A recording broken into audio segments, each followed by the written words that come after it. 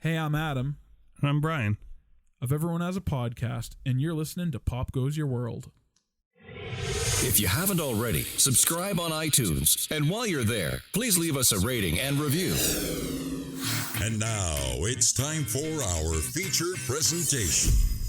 I'm Chris McBrien, and the pop culture from Generation X is everything to me. And I'm Derek Myers, and I'm here to educate Chris on the great pop culture of today's generation. Episode 171, TV Moms.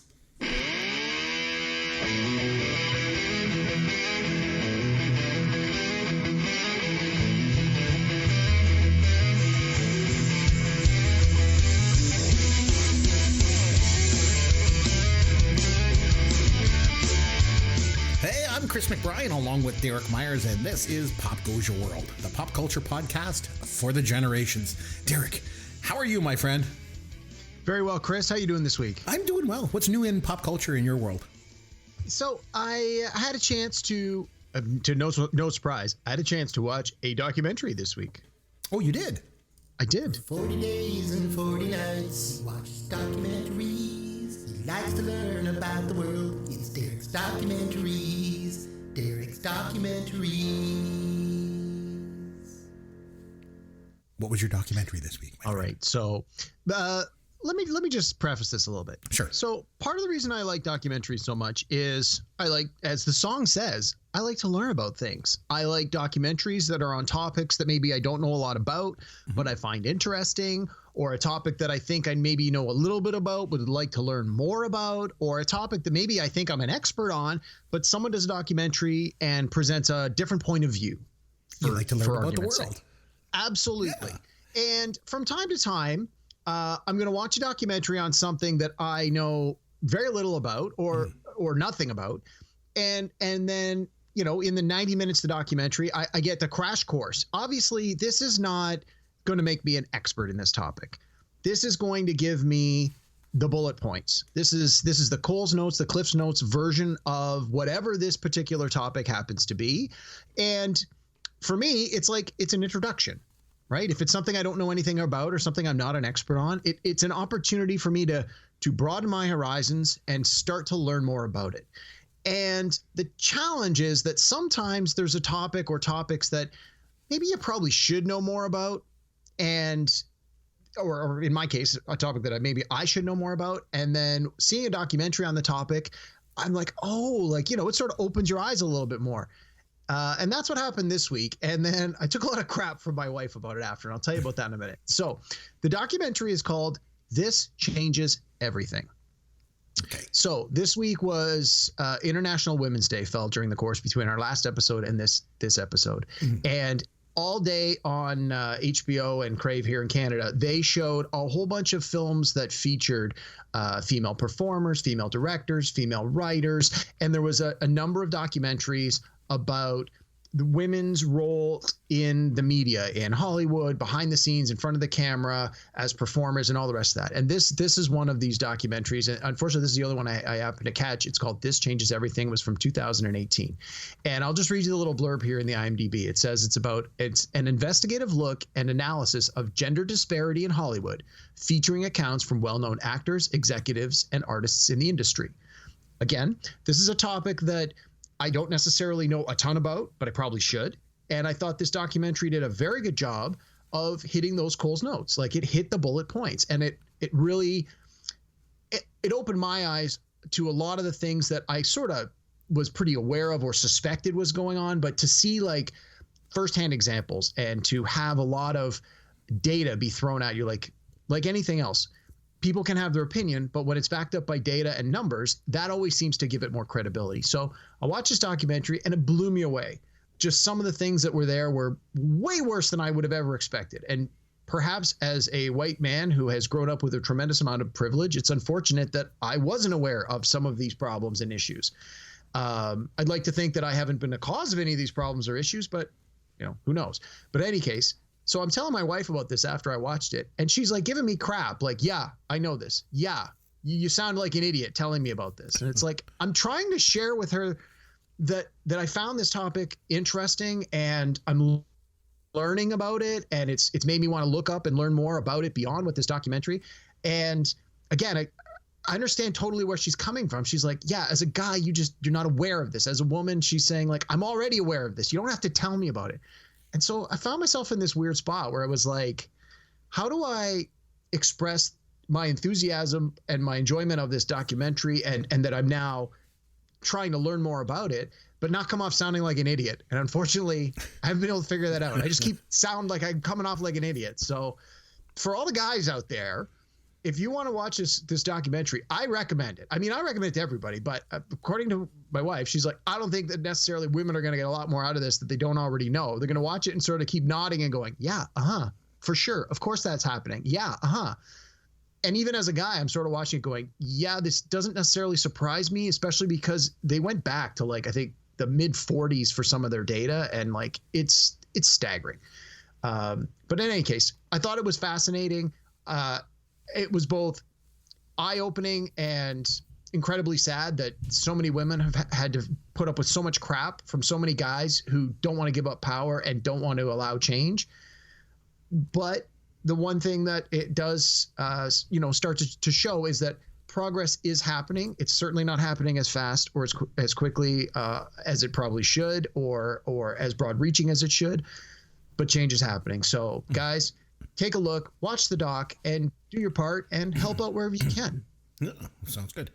I mentioned last week that we had some new listeners to the podcast that were wondering how we came up with the name of the show. And so I played a song that I wrote called Pop Goes Your World. So here's the thing to any new listeners, and I'm freely willing to admit this. I'm old and I'm really lame. Just listen to my dad jokes every week. That's total proof.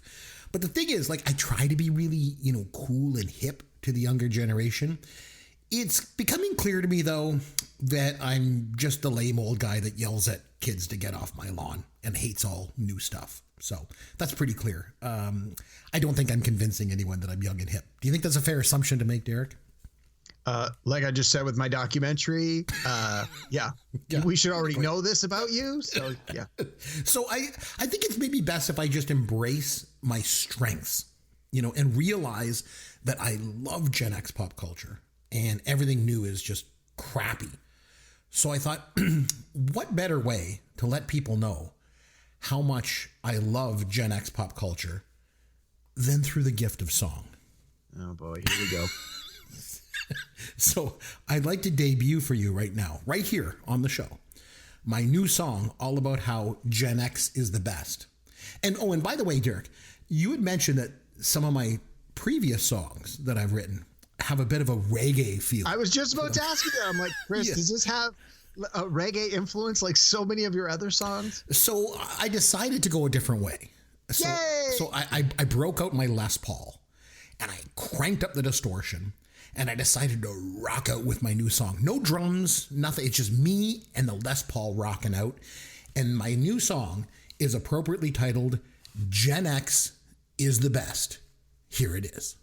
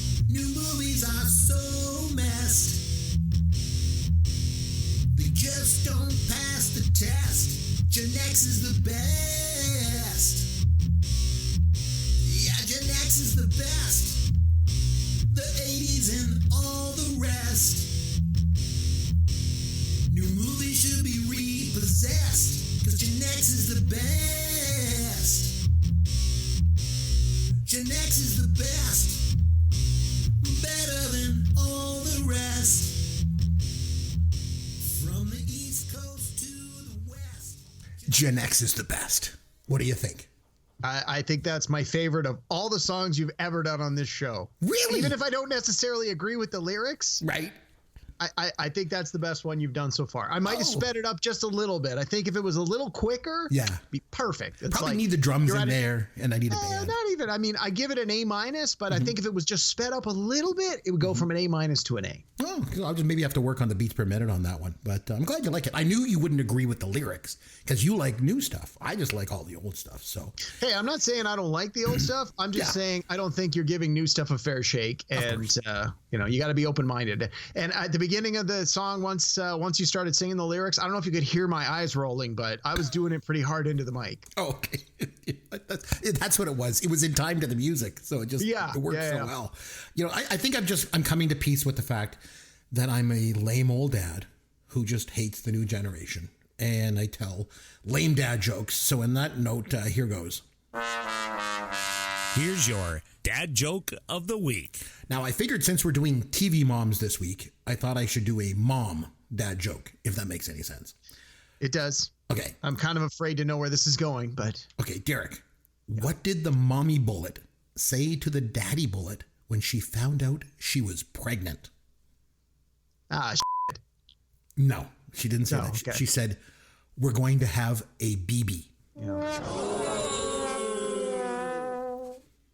My answer was better.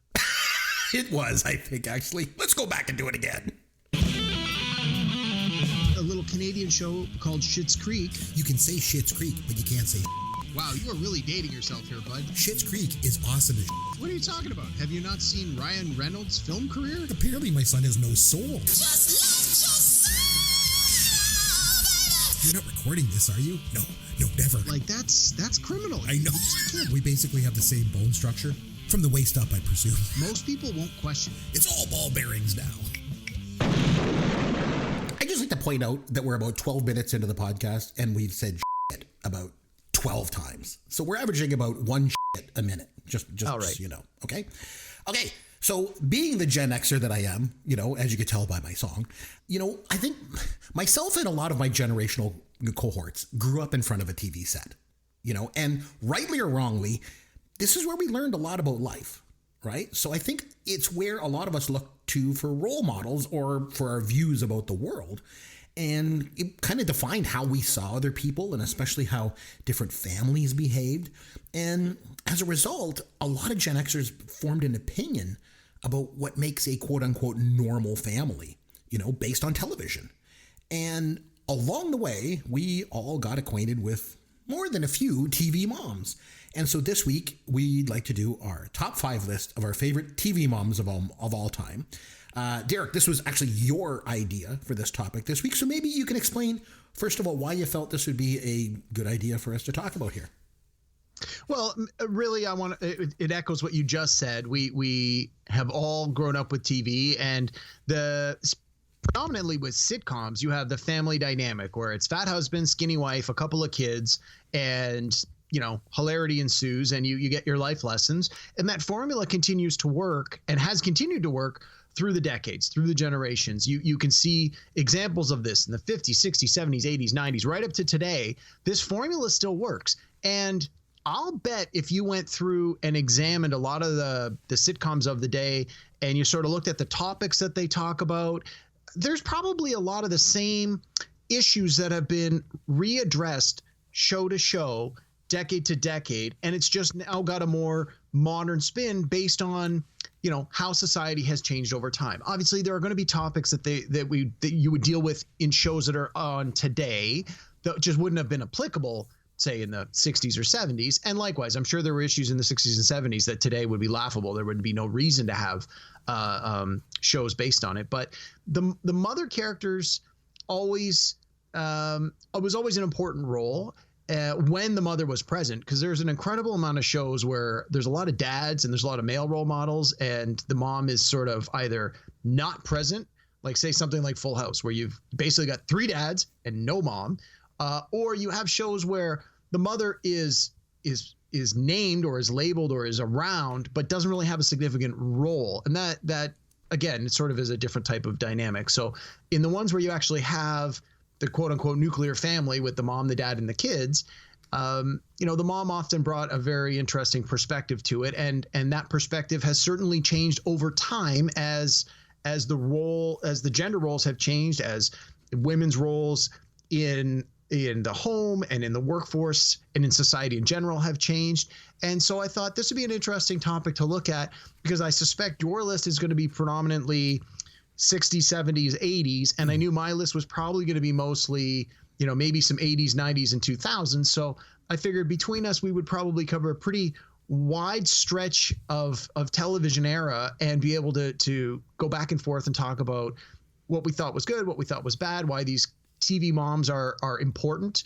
And that I figured this was a good stepping stone, and we'll see how our mom episodes goes. And if we have a good time with this one and it seems to resonate well, maybe we come back down the road and we do TV dads. But let's not get ahead of ourselves. Let's start with the TV moms. If we don't get canceled before then, right? Yeah. You touched base on something before we get into our top 5 list. You touched base on something just now. I just want to circle back to. So you had mentioned about sort of the fat dad, skinny mom formula. There seems to be a general rule of thumb when it comes to casting TV shows that the mom is always too hot for the dad. Oh yeah, for sure. And I always thought this was just a case, of adult sitcoms, but it's not, because my kids have been watching a lot of these. They have like these sitcoms geared for kids. Like back in the day, there was like Saved by the Bell, right? Well, now there's all these like kid sitcom shows. And my kids watch one. There's one called Henry Danger, I think. And the other one especially is called Good Luck Charlie. I know, because I've seen them watch it. Let me tell you, the moms are way too hot for the dads.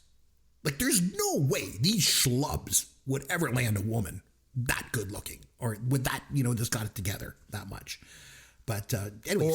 Or more importantly, that the woman would settle for a guy that looks like this. That. And not only that he doesn't look good or he's overweight, he's like just a schlub. He's a loser. And like, why is she with this guy? It makes no sense. She's so good looking, and she's like this career woman. She's got it together, and she's with this idiot. So I don't know. It's an ongoing thing.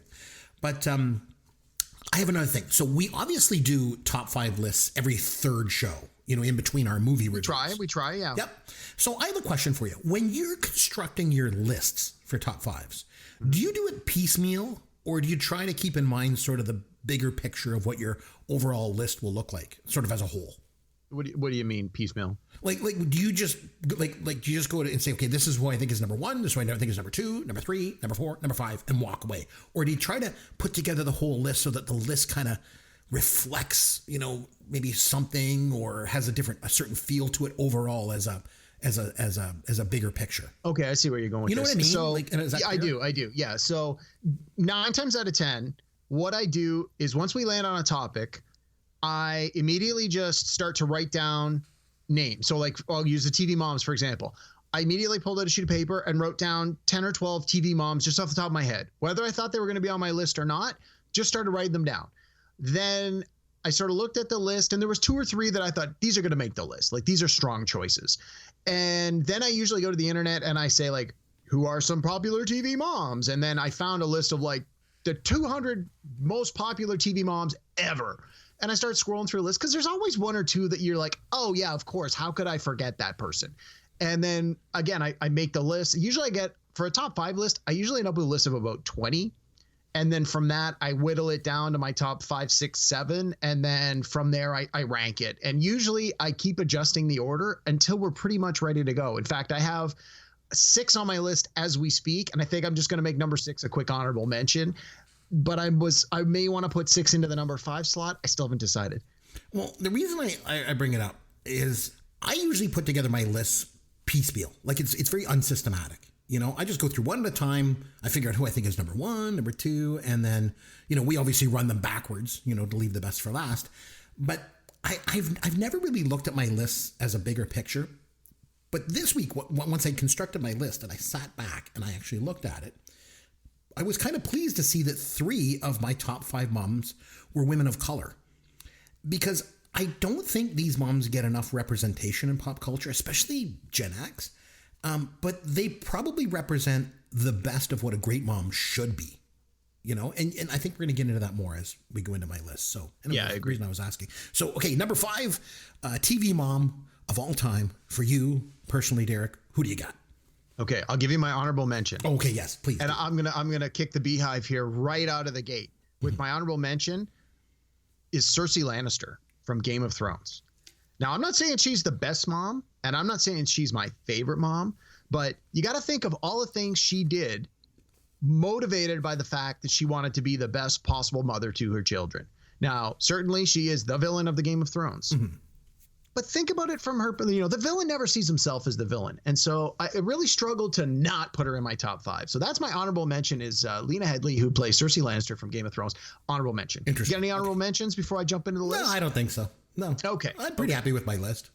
Okay. So my number 5 is Kitty Foreman, played by Deborah Jo Rupp from That 70s Show. Okay. Chris, did you ever watch That 70s Show? This is going to surprise you because it's about the 70s. You think I would be digging on this show. Never really watched it. I don't think I've ever seen a full episode of it. Wow. Yeah, didn't really dig on it. So it was one of those. So it ran from 1998 to 2006. It ran for 8 seasons. Actually, that's one thing I noticed when I was doing the notes on my things here is all of the TV moms that I picked were on shows that ran for at least 8 seasons, including Cersei Lannister from the honorable mention here. So anyway, my number 5, Kitty Foreman from That 70s Show. So she is the mother of so the 70s Show is mainly about the kids, the teenagers, and right. the majority of the show takes place in the Foreman household. So she's the mom of the kids whose house all the stuff happens in. And so she is in just about, if not every episode. She obviously is a supporting character. She's not the main character of the show. They depict her as, the caring mother, the caretaker for the community. All the kids are always at her house, so she's always looking out for them. She's like, the biological mother to the 2 children, but the extended mother to the other children in the neighborhood. I think one of the things that really that I felt was an important evolution of this character was towards the end of the first season. One of the characters, the character of Stephen Hyde, who's the best friend of the son, his parents basically abandon him. And it's the mom, Kitty, who basically says to her husband, Red, that they need to take this kid in.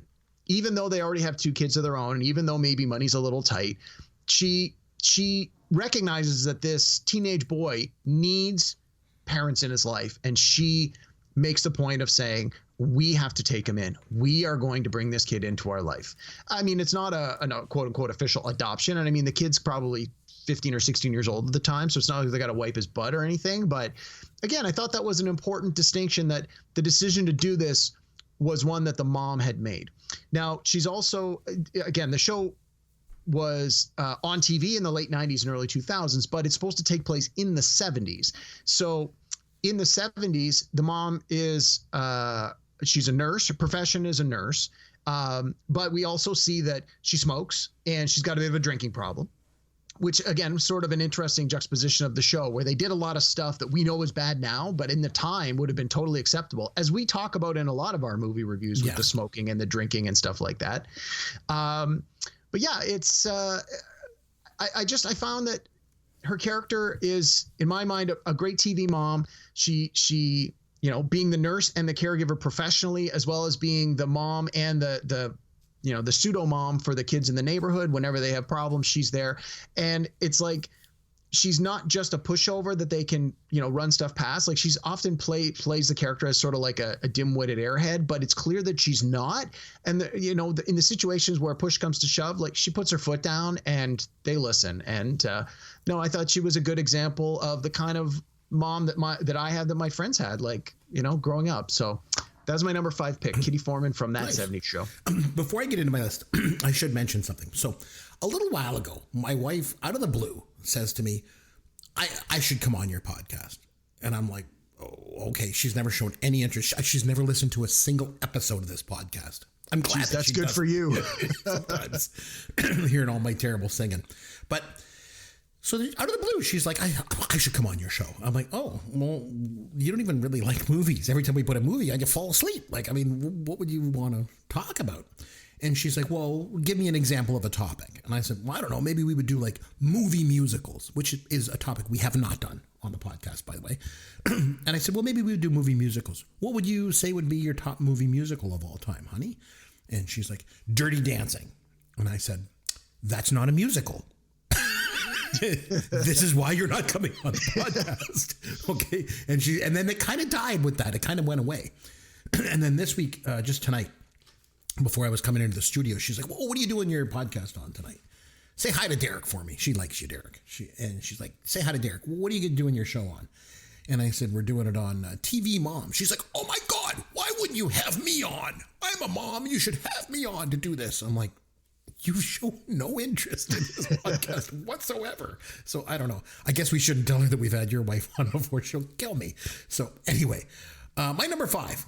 I mentioned that I recently started watching some old shows on that smart TV that I got for Christmas. And one of the shows that I'm watching is What's Happening. Derek, have you ever seen that show? Not a single episode, but I am aware of the show. It's older. It ran from 76 to 79. And I remember watching it as a little kid. And it's a show about these 3 teenage friends, Raj, Dwayne, and Rerun. And they hang out after school at this diner.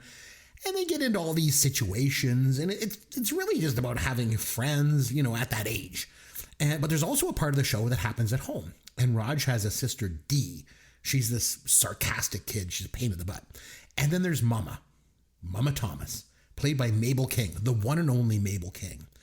And I mentioned her the other week on the show when I was talking about the movie The Jerk with Steve Martin. And she was in that movie and she played his mother. There was the scene when he finds out that he's not black. And so she says to him, son, I'd love you if you were the color of a baboon's ass, which is the best line in the movie, hands down. But anyway, she also plays Mama Thomas in What's Happening. And she's number 5 on my list. If this was a list of the most sort of headstrong and strongest women, she'd probably be number 1. She's the single mom of 2.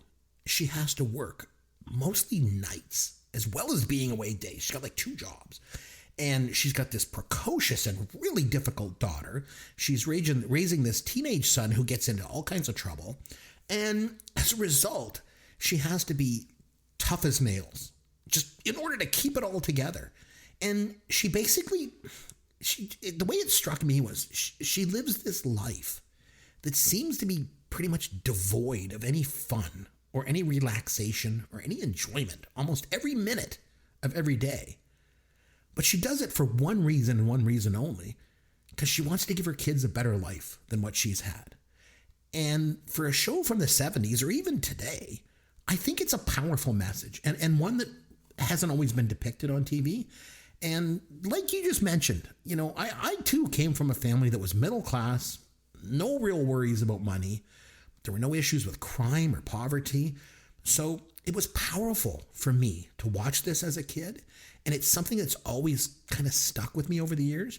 And whenever I think of a really strong, resilient woman who will do whatever it takes just to hold a family together, I always think of Mabel King as Mama Thomas. And that's why she's number 5 on my list. So nice, on to your number 4. All right. So that's sort of a good segue. So my number 4 pick for TV Mom is Roseanne Connor, played by Roseanne Barr on The Roseanne Show. Right. And I'm talking about the original run. I don't know anything about the new run. And I know that she's in more recent times run into some issues. And let's not worry about that. Yeah. I'm not to this dismiss is it. before she was a Nazi. Right? Yeah, I'm just, I want to focus on the heart of what the original character on the original show was like. So the original show ran for 9 seasons before it then got renewed for the next generation or whatever they're calling the new show. Ran from 1988 to 1997, 9 seasons. So Roseanne this was an interesting show at an interesting time because you got to think of what was on TV at the time. You had things like Family Ties, where it was, people that were like, I think on Family Ties wasn't the parents both had pretty good jobs, so that they lived in a nice house, and that was pretty typical of shows at the time. And then you've got Roseanne, and she basically takes her stand-up routine of this bossy, loud, overweight, dominant woman and puts her as the head of a household where everybody else in the household is the same. It's like these are depicted as average people. Like you hear the joke, it's like, we want TV ugly, not ugly. And the Roseanne Show was sort of the first time I ever saw a show where you weren't looking at it. It wasn't just a cast of supermodels. These were people that could very well be real people. And more importantly to that, it was a show about, blue collar family where they didn't have a lot of money. The mom at the start of the show, she worked in a factory, but very quickly into the run of the show, she lost her job. So there was a lot of the show dealt with the hardships of poverty, the fact that both the parents were overweight, the fact that they didn't have the perfect marriage. It was a show that really seemed to contradict what was being shown in every other show at the time. And so for that, I thought this is a really important addition to the list. And that's not to say that her character was the perfect mother, but it was very clear that despite all of these obstacles that was presented in front of her, she was always trying to do whatever it took to make things right, to make the lives of her children better. And that's what I think one of the things you were going to keep repeating over and over with all of these moms is the moms clearly are doing whatever they can for the betterment of their family and their household. And I think the character of Roseanne Connor on the Roseanne Show, did that as well as any other mom, but was sort of one of the first to display it on a mainstream primetime TV with huge ratings that had a huge audience that people could relate to. You often hear people say, like, especially for people of color and women, well, I don't have anybody on the big screen on TV that reflects me. And when they finally have that opportunity where they see someone that looks like them, it gives them a very strong connection. And I think that was one of the big successes of why the show was so successful so quickly is here's a real life person. Here's a person that looks like an average person you would meet, someone who could very well work in the factory down the street or live next to you. And here are the kids that are average looking kids that have real life kinds of problems. And so I think that for me, I got Roseanne at number 4. I think she's an important addition to this list. No, I think it's good. My number 5 I mentioned was Mabel King. And if she was a woman of color who raised her kids in poverty and did everything she could, to hold her family together in good and bad, then I would say that she learned everything that she knew from the trailblazer of all trailblazers, and that was Florida Evans, my number 4, the mother on Good Times, played by Esther Roll. So as a bit of a segue, I should mention, back in the 70s, this was the time of the TV spin-off. So yes. For anyone that doesn't know what the hell a spin-off is, they used to take popular shows and then, give some of the characters their own show in what was called a spin-off. So, for example, Happy Days was really popular, and it was so popular, it spun off into Laverne and Shirley, Mork and Mindy, and of course, Joni Loves Chachi. Boy, that one sucked. But before the Happy Days spin-offs, All in the Family was the most popular show on television in the United States of America. And they introduced this character called Maude. It was Edith's cousin. And then she got her own show with B. Arthur in the title role. And then Maude had a maid, Florida Evans. And then she got spun off into Good Times. So it was sort of a spin-off of a spin-off, the first one of those, I guess.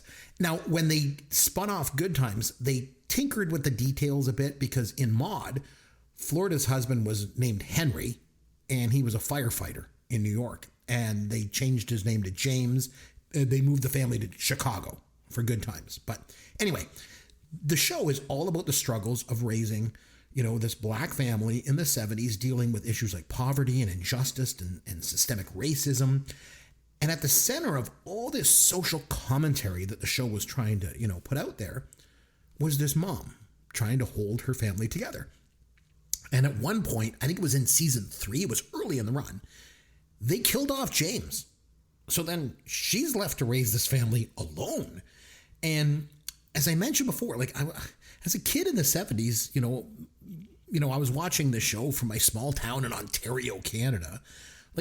I didn't really internalize a lot of the struggles that people could have, with these kind of issues. It was something kind of foreign to me, but it was also something that stayed with me. And when I think of a mom, not just a mom, but almost like a super mom, I think of Florida Evans. What she had to go through in order to provide for her family, well, I think it was nothing short of inspiring. So she's number 4 on my list. So on to your number 3.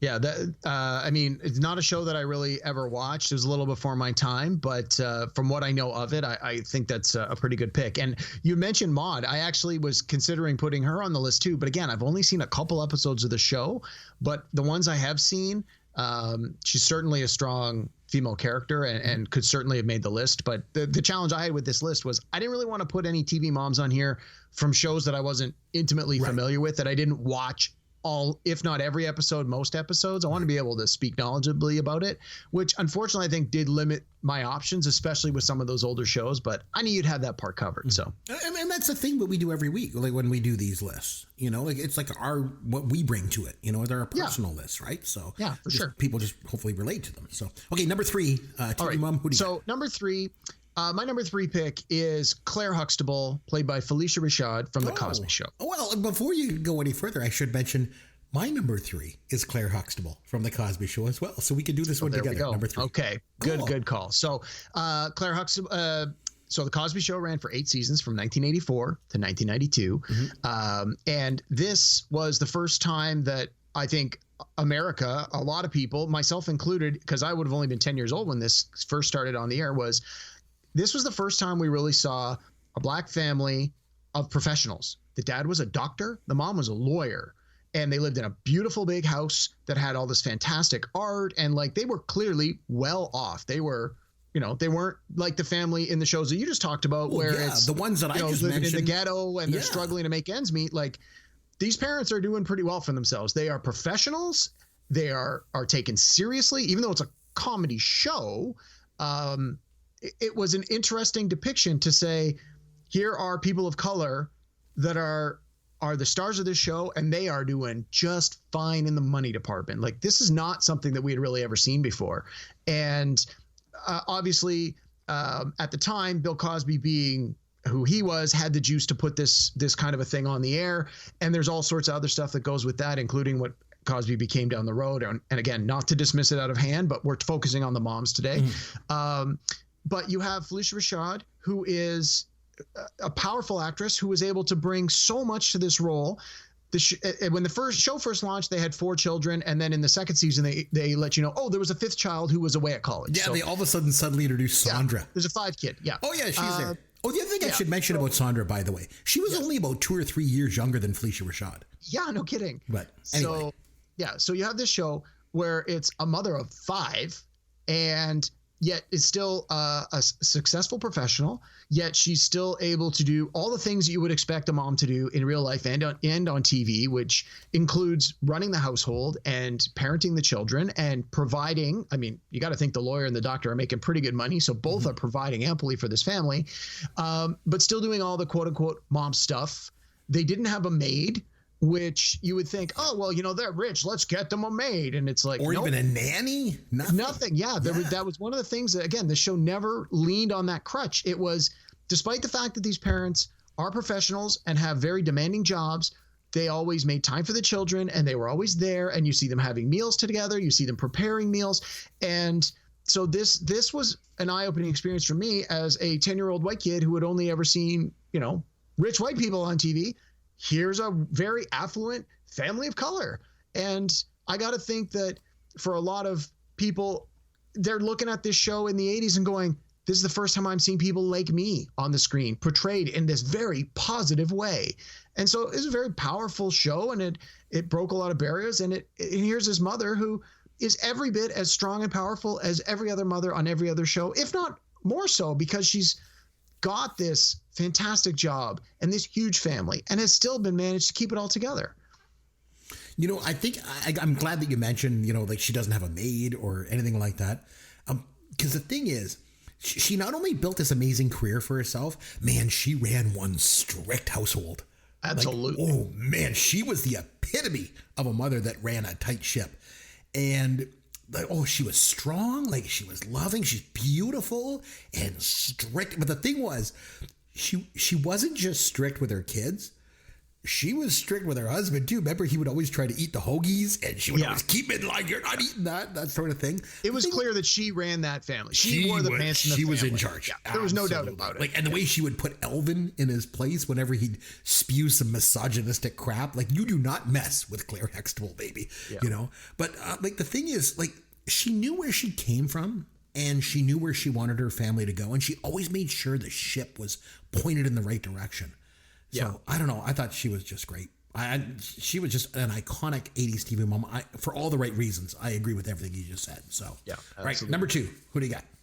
All right. Because we both had number 3 the same. Both of us agree on that one. Yes. All right. So now we're getting to the top 2. These are clearly 2 of my favorite TV moms, just for me personally. So my number 2 pick is Beverly Goldberg, played by Wendy McLendon Covey from the Goldbergs. And so this is a show that's still on the air. So it started in 2013. They're in their 8th season. They're still doing new episodes. And this is loosely based on the life of the main character, Adam Goldberg, who is the writer and producer of the show. And it's sort of him looking back to the 80s and retelling the stories of his life. It is the equivalent to what the 70s shows was, where they ran it in the late 90s, early 2000s, and they applied some of the lessons of today, but they framed it in that 1970s. Same idea with this show. It takes at the beginning of every episode, he goes, it was March 10th, 1980 something, because they never nail down exactly when, but it's clear that this is always supposed to be sometime in the 80s.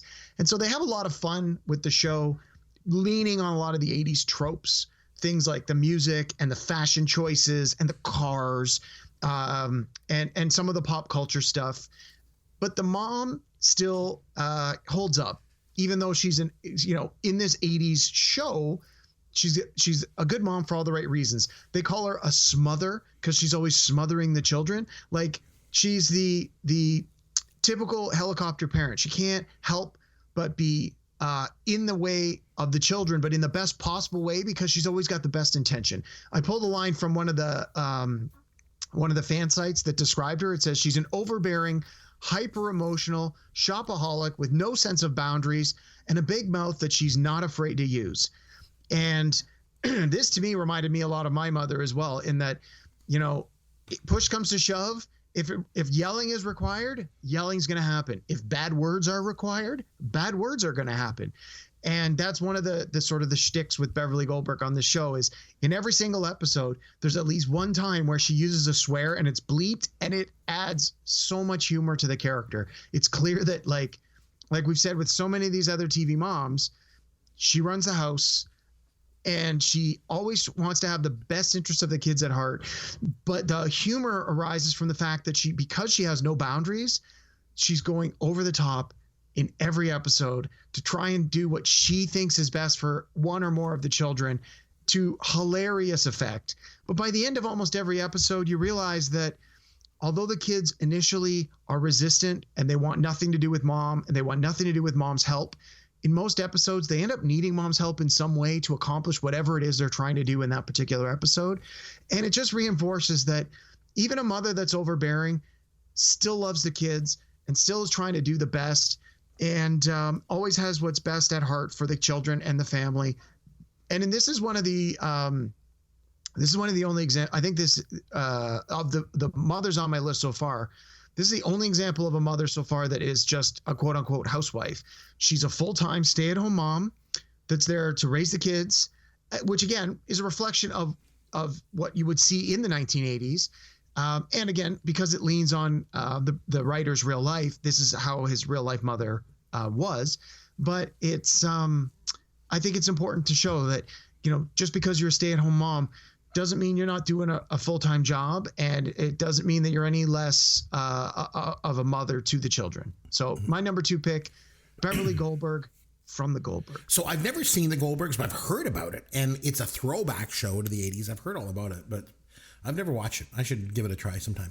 Between the 70s show and between that 70s show and the Goldbergs, we've got eight seasons of a show taking place in the 70s, 8 seasons of a show taking place in the 80s. I got to think there's going to be at least a few episodes in those 16 seasons that you're going to enjoy. I would think so. So my number 2, when you think of iconic TV moms, there's probably none more representative of sort of that typical American down-home mom than Marion Cunningham from Happy Days. She just looked the part. She acted it too. And the thing was, she was like loving, and she was always there for her husband and kids. And like, she represented a different time in America. The show ran during the 70s, but like a lot of the shows we've talked about, or you've talked about mainly, it took place before. It took place in the 50s. And let's be honest, back in the 50s, women were not considered equal partners in a marriage for the most part. But that wasn't the case here with Mrs. C. She would stand up to Tom Bosley. She would call him out. She would stand up for her feminist beliefs. And she was his equal. And that might have partly been because the show was produced in the 70s instead of the 50s. But I'd like to believe that it was because Marianne Ross was a strong wife and mother. And the thing is, all this craziness was always going on around her. She was always the rock in the middle. She grounded everything in that show. And not only was she a mother to her kids, but remember, they took in the Fonz as part of the family. And never forget, she was the only person on the planet that was allowed to call Fonzie by his first name, Arthur. That's true. Yeah. So she is my number 2, Marianne Cunningham. Loved her. I'm shocked that she's not your number 1. Unless you're putting your real mother in there as number 1, I have no idea where you're going next. Number 1 should be a shock, I think. Yeah, it's going to be for sure. Okay. Number 1? My number 1, a little bit of an unconventional choice in that she's not real. My number 1 choice is Marge Simpson, voiced by Julie Kavner from The Simpsons. Wow. The show's been on the air 34 seasons. Unbelievable. Still running strong. Yeah. Unreal. Yeah. Started in 1989. And I don't think there's a person listening to this podcast that has never seen The Simpsons. So I think everyone can relate to this. Spin-offs, by the way. It was a spin-off from the Tracy Ullman show. In a way, sure. Yeah. I mean, what can I say? What can I say about Marge Simpson that you don't already know? So again, fat husband, skinny wife, as we've seen with some, and the Goldbergs, fat husband, skinny wife. Like all my shows are like this here. Marge Simpson has has the 3 children, and obviously Homer, the ridiculous husband. She is essentially the Rock, just like you said with Mrs. Cunningham. She's the Rock. She's the most grounded of all the characters. While the kids often will do wacky things and the husband does crazy things, it's usually Marge Simpson that sort of grounds the episode and brings the family back together. I mean, being an animated show, they can get away with all sorts of crazy antics. But a lot of the shows, they try to ground it in a certain amount of reality. They don't have characters, spouting wings and flying around and shooting lasers out of their eyes and things like that. For the most part, they try to depict the family doing things that real people could, in theory, do, which I think is part of the charm of the show, is that from time to time, they'll go and do the spectacular things like the Treehouse episodes, the Treehouse of Horrors at Halloween, where they go above and beyond and they do their parodies and that. But the week-to-week shows, despite what some people say, oh, it's not as good as it used to be, I challenge you to go back and watch, because I don't think a lot of people, at least my age, still watch this show. I've started watching it again every week the last couple of years, and it is every bit as strong now as I feel it ever was. I'm sure that the quality has dipped over time, but no, I mean, Marge Simpson is the matriarch of the show. Like she sees the best in her husband, who are we kidding? He's a simple guy who maybe isn't the smartest guy, and he makes a lot of mistakes, and she always forgives him, and she always expresses her love for him, and very much so with the children. Bart Simpson always getting into trouble. She's always the one that stands up for him. She always loves him. She always calls him her special little guy.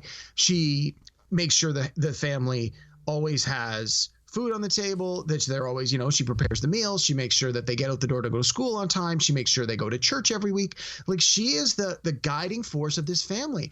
And in the episodes where she is removed from the family, and there have been a fair number of them, the family quickly goes to chaos. Like, without her, this family wouldn't survive.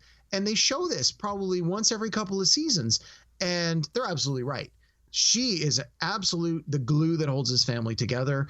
And she does everything she can in all the right ways to do it. And I think Marge Simpson is the mom that every mom needs. Well, okay, I'm not a mom, so I can't really say this, but I see Marge Simpson as being a mom that other moms can look to for inspiration and potentially try to say, like, hey, if I can emulate some of what I see her doing, I think I'm going to do a good job. So my number 1 pick, Marge Simpson. I like it. I used to always like when Marge would show her displeasure with something. It was always, the groan. It was so funny. It's funny you mentioned that The Simpsons is still strong after all these years, 34 years, right? Yeah. I used to watch it back in the 90s. I thought it was quite good. But I haven't watched it in years. I'm assuming it's, still going strong, but you're saying it's still as good as it ever was, right?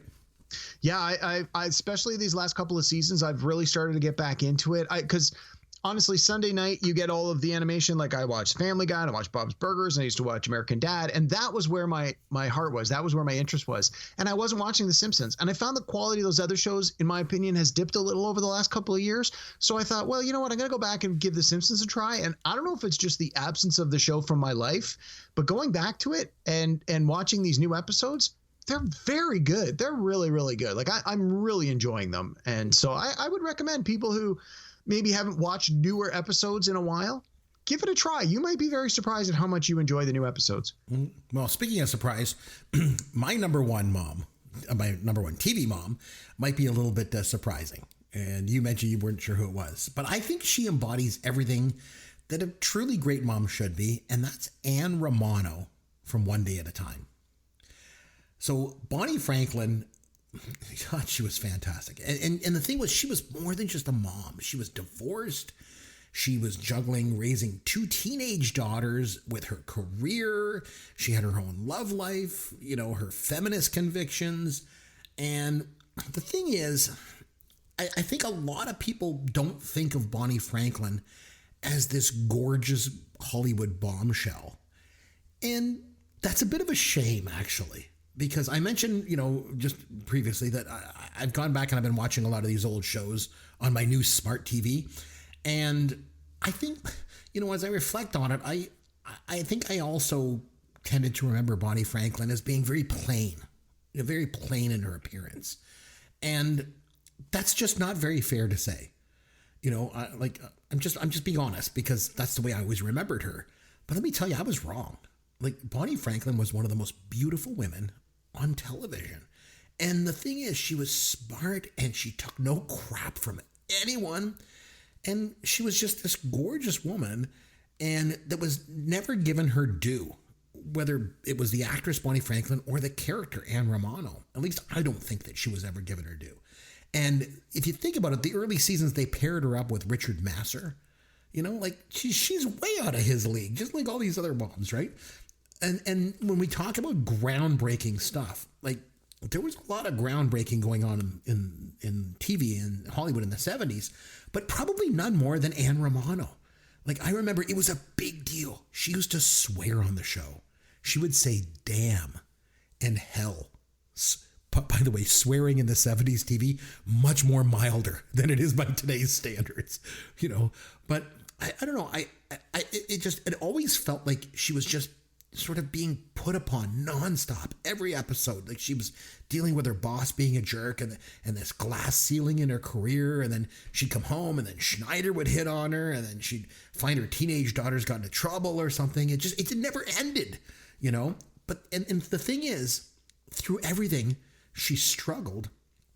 And I think that's what I liked about her more than anything else, was that she wasn't this solid rock character. She struggled.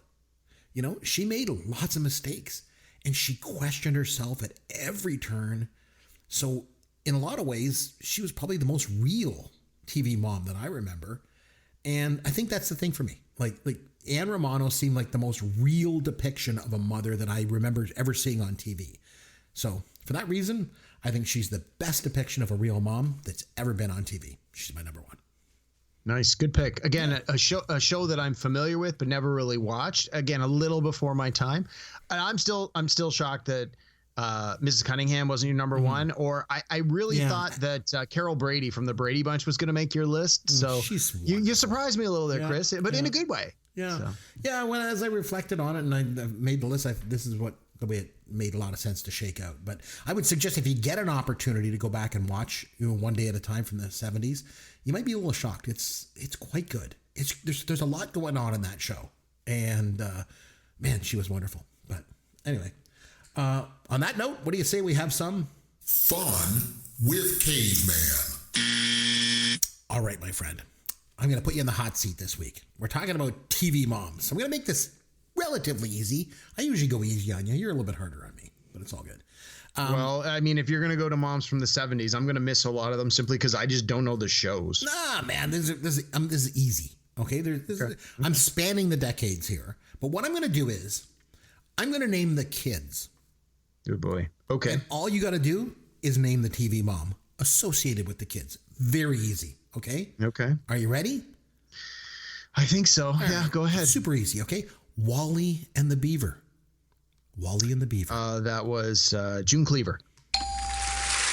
Yes. See, Sorry, do you want the name of the show as well, or just? No, you just name the mom. But it was Barbara Billingsley from Leave It to Beaver. Yeah. Okay. Some of these I might know the show, but not the name of the mom. So that was a good first one. That was an old one. It was 57 to 63. But see, you got it. Okay. All right. Another easy one. Are you ready? Yeah. Marcia, Jan, Cindy, Greg, Peter, Bobby. Oh, that we just said that was the Brady Bunch. What was the mom's name? Carol Brady. The one and only Florence Henderson. All right. This is an obviously easy one for you. Becky, Darlene, and DJ. That was Roseanne. Roseanne Connor. Yes, Roseanne Connor. I would have accepted Roseanne Barr, Roseanne Arnold, or just Roseanne. She's kind of like Cher or like Fabian, or Fabio. Just Roseanne. Okay. Jonathan Bauer. Jonathan Bauer. Wasn't that Who's the Boss? That was Angela Light. Angela. Yeah. What? No, it was Judith Light. Angela. I can't remember Angela's. If it was that show, I can't remember her last name. Angela Bauer. Angela Bauer. Judith Light. You were right. Who's the Boss? Yeah. No. Okay. All right. I get half points on that one. Yeah. You got to get the mom because it's a mom show, right? All right. Alex, Mallory, Jennifer, and Andy. Yeah, that was Family Ties. Her name was Elise Keaton. Very well done. Okay. Wednesday and Pugsley. Oh, that was the Adams. What was her name? Her name was Morticia Adams. Very well done. Yes. Very, very well done. Adams family. Okay. Mark, Brad, and Randy Taylor. I'm guessing that's the Tool Time show, which I never watched, and I never watched it. I have no idea what the mom's name is. Jill Taylor, played by Patricia Richardson. But that was the show, right? What? Yeah. Home Improvements. Yes, that's the one. From 91 to 99. Never watched the show. Judy and Elroy. Oh, his boy Elroy. That's the Jetsons. That's Jane Jetson. Oh, very good. Jane I had to Jetson, sing the song to come up with the name. Very good, but yes, it was Penny Singleton played her voice. Okay, very good.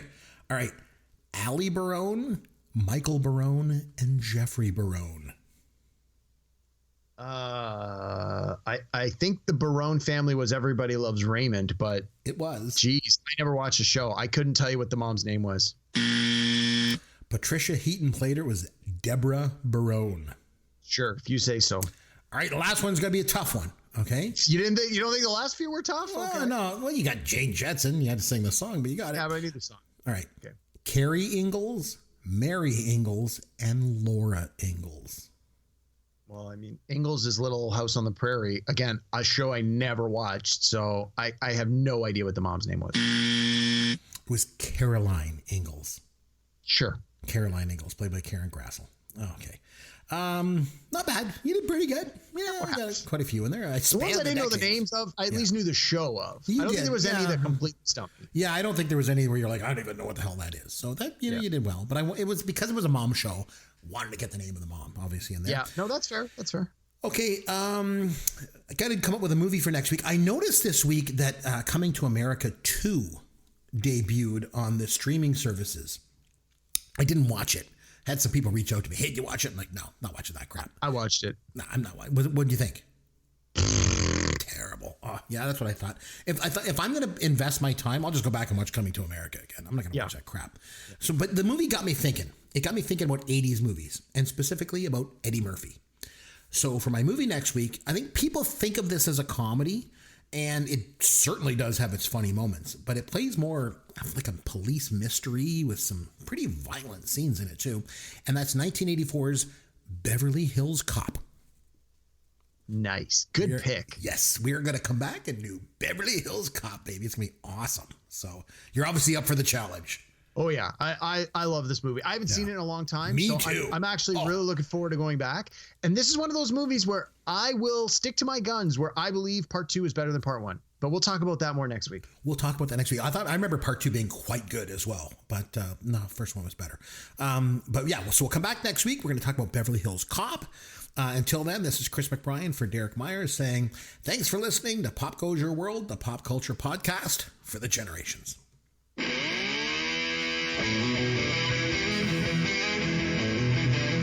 Thanks for listening to Pop Goes Your World. You can contact Chris and Derek at popgoesyourworld.com. Please take a minute and review the podcast on iTunes or wherever you download and listen to the show.